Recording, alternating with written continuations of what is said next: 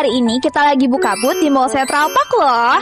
Nah, kali ini aku mau ajak kalian untuk bikin es krim bareng. Sekarang, ayo ikut aku. Nah, yang pertama kita ambil cupnya dulu ya guys. Selanjutnya, aku mau pilih es krimnya dulu nih guys. Berhubung outfit aku hari ini tuh warna pink, aku mau ambil es krimnya warna pink ya. Untuk rasa es krim yang kedua, aku mau ambil yang rasa vanilla ya guys. Nah, ini es krimnya udah selesai aku scoop ya guys. Sekarang aku mau ambil selai yang rasa strawberry. Wah, ini es krimnya udah selesai aku tambahin selai guys. Sekarang aku mau tambahin sprinkles nih. Sekarang aku mau tambahin charmnya guys.